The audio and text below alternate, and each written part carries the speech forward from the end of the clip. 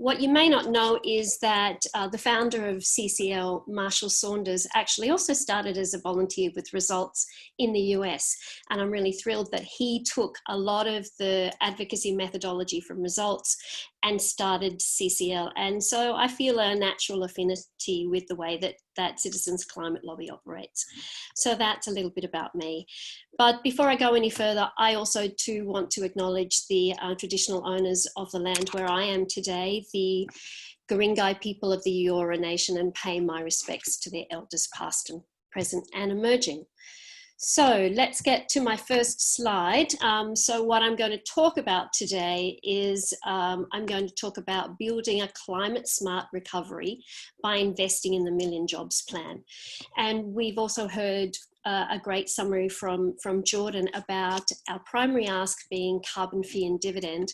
And the Million Jobs Plan is going to be one of the supporting asks that we'll be taking to parliamentarians over coming weeks, maybe even into early next year. So, so here's a cartoon that I think that most of you would have seen already. It's from a Canadian, Graham McKay. It's such a brilliant cartoon because it really sort of encapsulates in one image what this year has been about. And it's so brilliant that it's been translated across dozens of different countries around the world over this year. So it really looks at the three crises that we are facing, the pandemic, the recession, and the ever looming and much bigger crisis of climate change. If we look at the first wave, the pink wave of COVID-19, Australia's been really fortunate, as we know, to have largely avoided the major impacts of this pandemic. And we've avoided those impacts mostly because our political leaders took some very bold actions and decisive actions, but importantly, actions that were based on science and expert advice. They also showed kind of what I would say unexpected bipartisanship and collaboration across parties on some very big decisions. And as a result of that, the National Cabinet was formed, a really great innovation that is the envy of many countries in the world. Those things, I think, have really been important, and our politicians should be grateful to us that we have shown great trust in them, and that we have also been very compliant with the major changes in our life that we have had to make, those day-to-day things that used to be so taken for granted that we're currently not able to do. We've been doing them and we've been compliant because we've trusted their decisions and their bipartisanship, but ultimately it's because our health is paramount to us. And without our health, you know, what is a strong economy if we don't have the health to enjoy it? So we have largely avoided the pandemic and its impacts, and hopefully that will remain the case in the future. But we have not been able to avoid the recession because of the changes that we had to make. But we also do know that the government made some very bold decisions around the recession, spending to a level that we would never have thought possible from a conservative government. And again, making some very important decisions with expert advice to stimulate the economy, to provide support packages. So there are a couple of things that when you're thinking about your appreciations to your MPs in coming meetings that you could mention in your appreciations. But I think that, you know, whilst we have been very bold and decisive on these two crises, the solutions to climate change need to be addressed. You know, we cannot address this climate change tsunami without bold decision making, because it is a much, much bigger threat to not only our health, but our economy, our environment, and our security. And all of those impacts will be dwarfed by comparison. So action on climate change, we've heard from Zali Steggall so powerfully why we need to take that action on climate change. I was gobsmacked at the Bureau of Meteorology's report into the Senate hearing that Australia's temperature rise could actually be 1 degree higher than the rest of the world.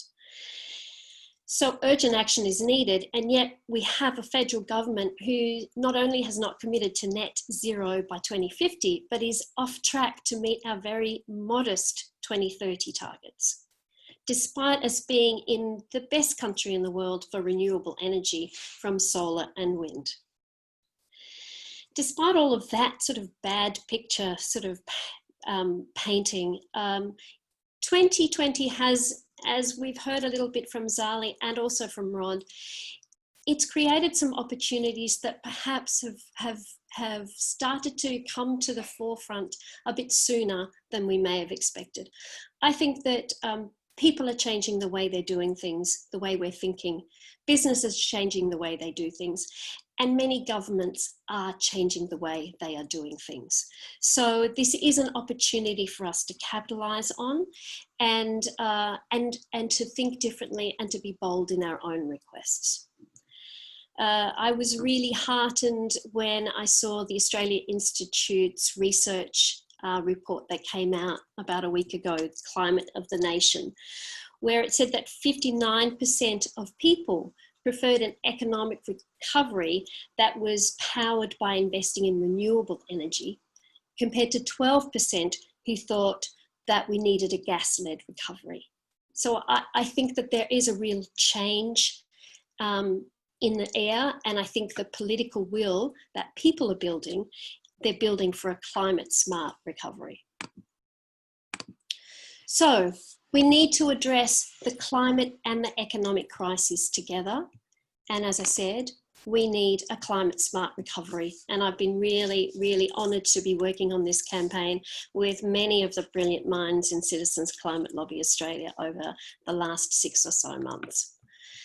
So this is, hang on, where's my, here we go. We need a climate-smart recovery that boosts jobs, that rebuilds the economy and accelerates our transition to renewable energy, moves us faster to zero net carbon emissions, and makes our economy resilient to climate change. I think that's actually really important, that we become resilient to the changes that potentially lie ahead.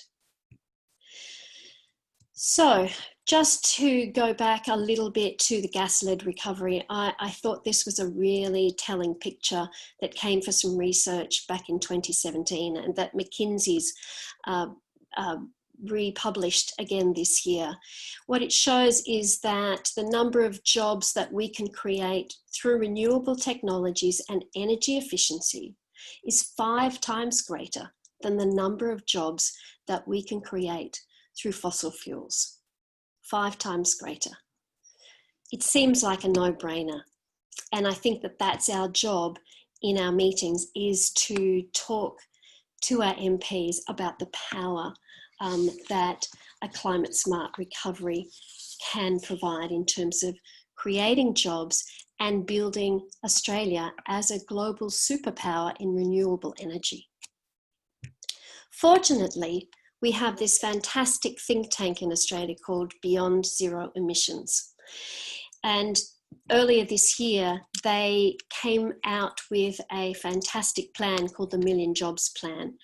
It was developed in consultation with many, many experts and expert organisations, funded by people like Atlassian's Mike Cannon-Brookes, with advisors like Martin Wilder, Christina Kalakos, Ross Garneau.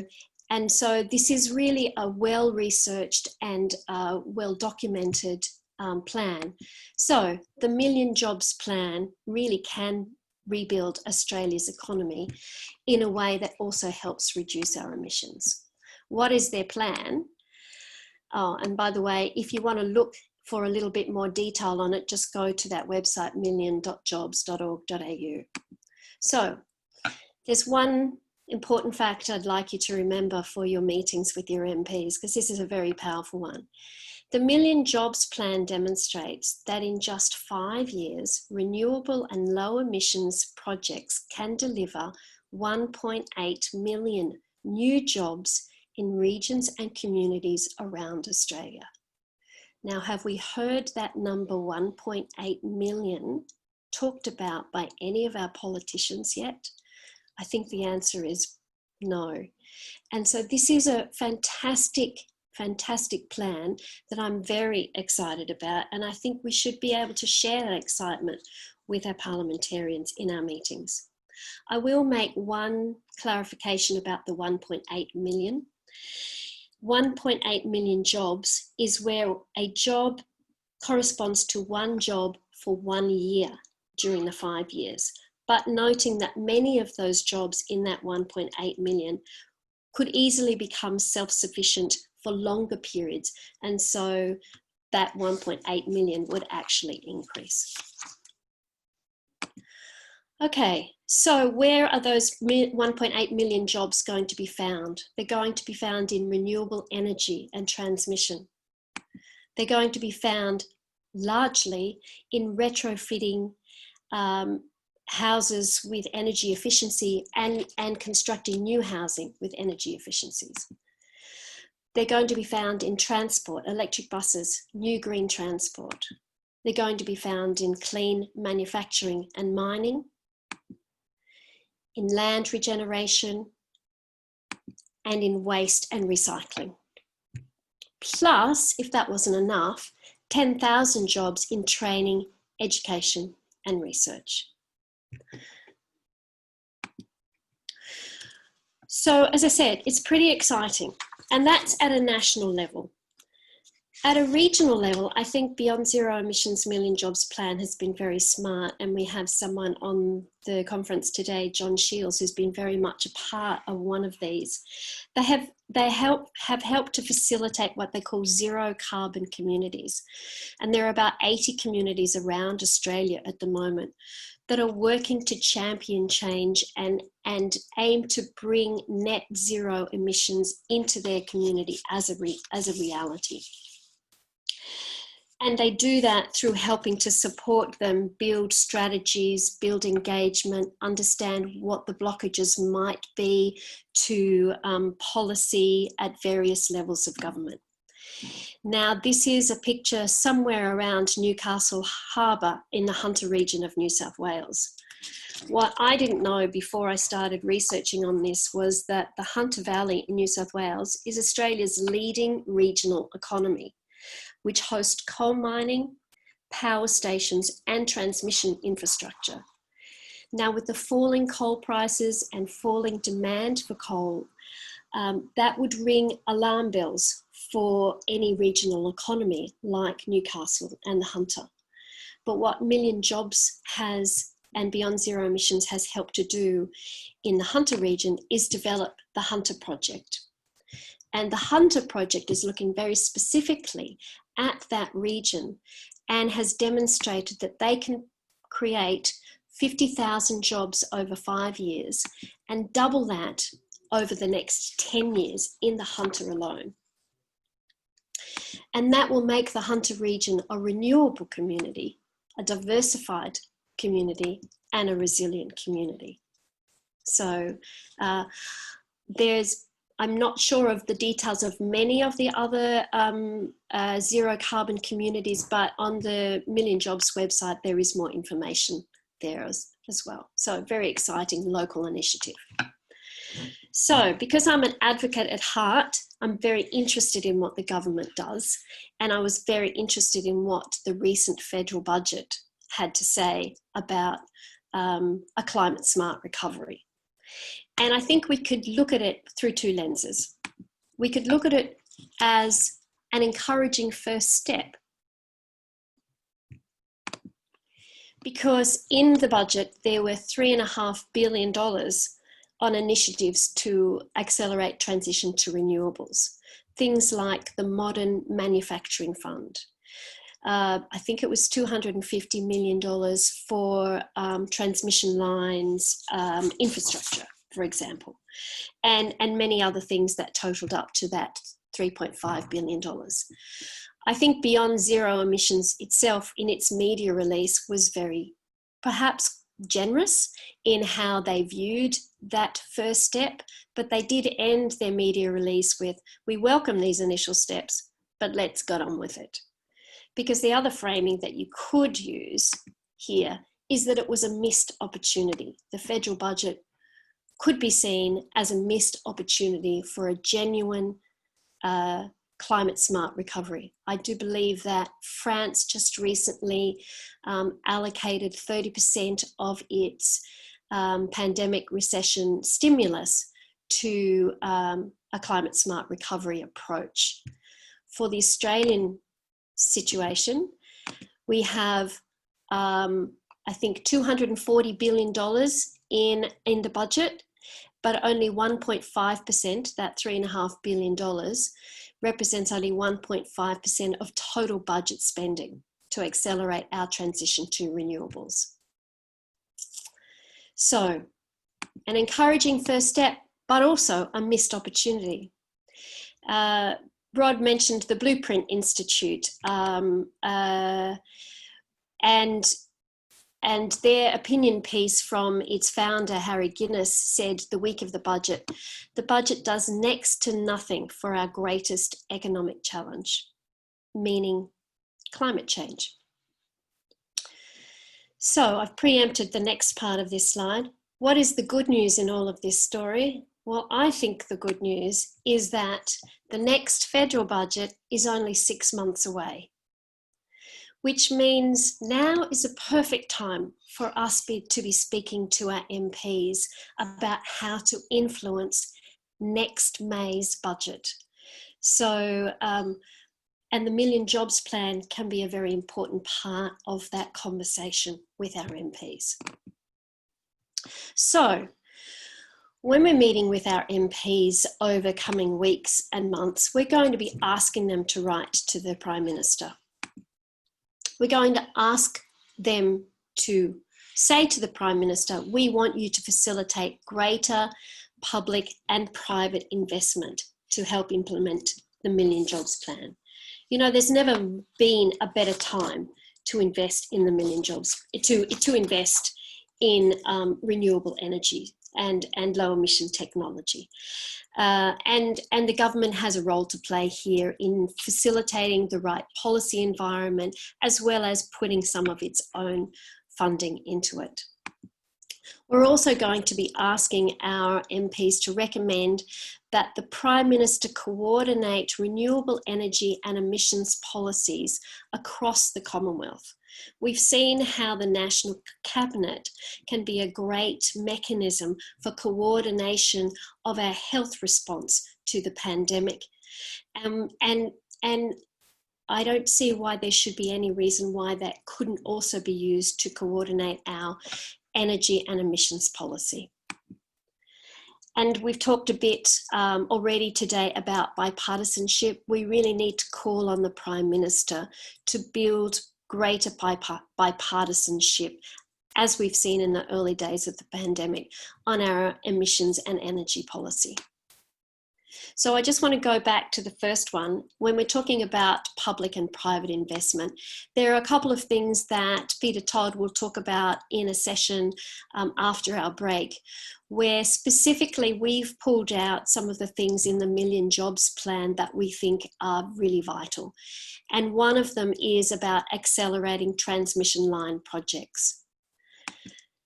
Peter will also talk about the form of carbon pricing that currently exists in the name of safeguard mechanism, and we want that to be developed further and expanded upon. And one of the biggest job creation parts of the Million Jobs Plan is around constructing or retrofitting energy efficient public housing in government buildings. So there are some of the asks that we've got for our MPs. Now, it may be that some people on this call, and I saw at one stage there were 77 people on the call. Not everybody is meeting with an MP, But I would love to think that if you haven't already written a letter to an MP on this issue, then you would do that in lieu of being able to meet with an MP. And we've tried to make that fairly easy for you. If you go to the CCL website, which is ccl.org.au, you go to the homepage and you click on the box that says Climate Smart Recovery, it will take you to the campaign page. And down the bottom of the page, it'll say what you can do. And we've put together a template letter, which you can adjust to fit with the way that you would speak. And this is a little snapshot of the letter that you can send off to your MP. So it would be so fantastic if you haven't written a letter to your MP, or you'd like to write another letter to a senator in your state, that we'd have some more letters going to those MPs and senators as a result of the conference. So I'm going to just summarise what I've talked about, and hopefully I haven't gone too quickly, but let me just recap. We have a problem, and the problem is the pandemic-driven recession, with almost 1 million people unemployed. And despite climate change being an ever-looming and bigger crisis, the Australian government is still off track with its 2030 emissions targets.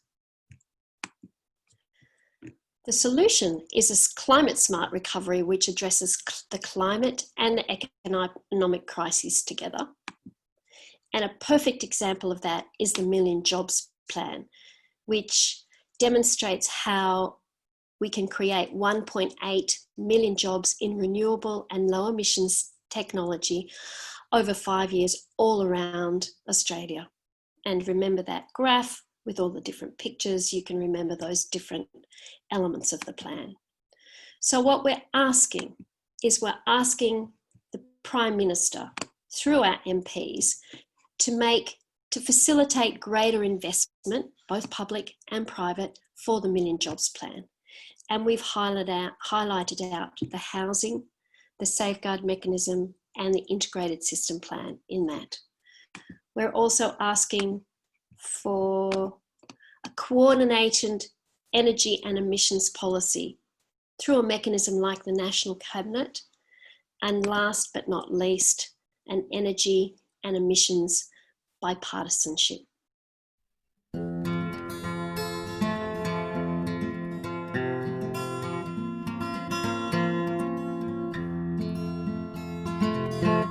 Thank you for watching.